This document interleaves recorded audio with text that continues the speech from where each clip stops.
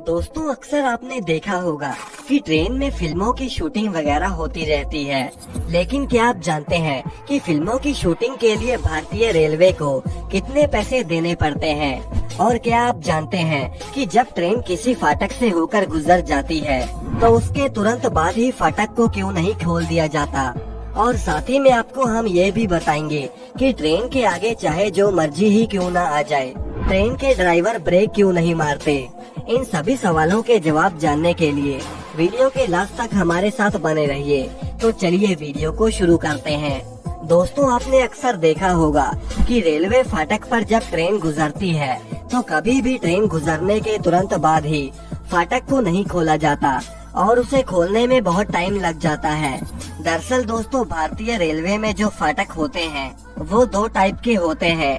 पहला फाटक तो वो है जो कि रेलवे सिग्नल के साथ कनेक्ट रहते हैं और दूसरा वो फाटक जिनका सिग्नल के साथ कोई लेना देना नहीं होता। अब जो फाटक सिग्नल के साथ इंटरलिंक्ड होते हैं उसमें होता ये है कि ट्रेन वहां से गुजरने पर वो जैसे ही अगले सिग्नल को क्रॉस करेगी तो वहां से एक फीडबैक फाटक में लगे चाबी के पास आता है और यहाँ पर एक लाइट जलती है जिससे गेटमैन को ये पता चलता है कि ट्रेन अगले सिग्नल को क्रॉस कर चुकी है और उनको ऑटोमेटिक ही परमिशन मिल जाती है कि अब आप गेट को खोल सकते हैं। यानी कि वहाँ पर जो पुश बटन होता है उसको दबाने से गेट ओपन हो जाएगा और जब तक ट्रेन अगले वाले सिग्नल को क्रॉस नहीं करेगी तब तक गेटमैन को सिग्नल नहीं मिलेगा और वो चाह कर भी फाटक को नहीं खोल सकता। और दूसरे टाइप के फाटक जो कि सिग्नल के साथ इंटरलिंक्ड नहीं होते, उस केस में वहाँ पर जो गेटमैन होता है वो अपने नियरेस्ट रेलवे स्टेशन के स्टेशन मास्टर को कॉल करके ये कंफर्मेशन लेते हैं कि अब इसके तुरंत बाद कोई ट्रेन है या नहीं, और कंफर्मेशन के बाद ही गेटमैन फाटक को ओपन कर सकता है।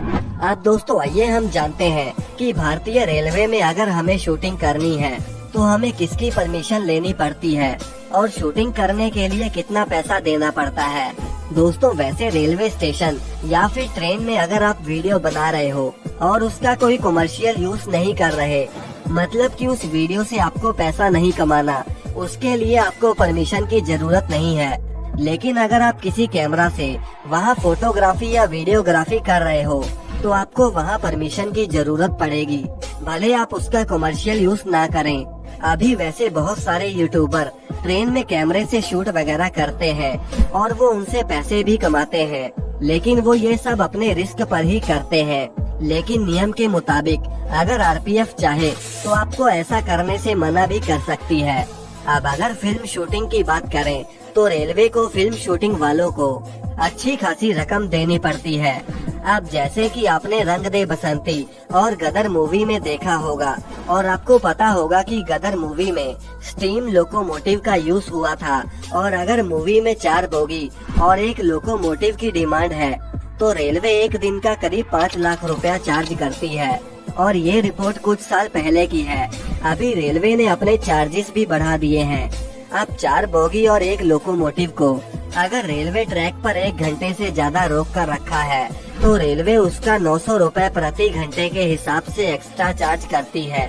अब इस काम के लिए फिल्म शूटिंग वालों को संबंधित चीफ पब्लिक रिलेशन ऑफिसर को सारे विवरण के साथ एक एप्लीकेशन लिखना होता है और उसके बाद मुख्य अधिकारी उसका चार्जेस डिसाइड करते हैं और उसकी एक कॉपी डीआरएफ को भेज दी जाती है और तब जाकर साथ ही में डेट और समय डिसाइड करने के बाद ही शूटिंग स्टार्ट करी जाती है।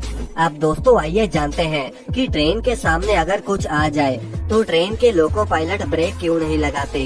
दरअसल अगर ट्रेन में 20 से 25 डब्बे लगे हुए हैं और वो 100 किलोमीटर पर आवर की रफ्तार से जा रही है, तब इस केस में इमरजेंसी ब्रेक अप्लाई करने की दूरी कम से कम 800 मीटर होनी चाहिए। और अगर गाड़ी पूरी तरह से लोडेड है और वो 80 किलोमीटर पर आवर की रफ्तार से जा रही है तो उस केस में इमरजेंसी ब्रेक अप्लाई करने का मिनिमम डिस्टेंस 1 किलोमीटर होना चाहिए। अब इतनी अधिक दूरी से सामने की चीज को देख पाना काफी मुश्किल होता है और इसीलिए लोको पायलट जब भी सामने की चीज को देखता है तो वो बहुत कम दूरी पर होती है और अगर ऐसे में वो ब्रेक जोर से अप्लाई कर दे तो पीछे के डिब्बों में बैठे लोगों को बहुत जोर का झटका महसूस होगा और हो सकता है कि ट्रेन के पीछे के डब्बे पटरी से ही उतर जाएं और यही वजह है कि लोको पायलट कभी भी इमरजेंसी ब्रेक नहीं लगाते। वैसे दोस्तों, क्या आप हमें बता सकते हैं कि ट्रैवलिंग का सबसे सस्ता जरिया कौन सा है? कमेंट करके हमें जरूर बताएं और इस वीडियो को लाइक करके चैनल को सब्सक्राइब करना ना भूलें।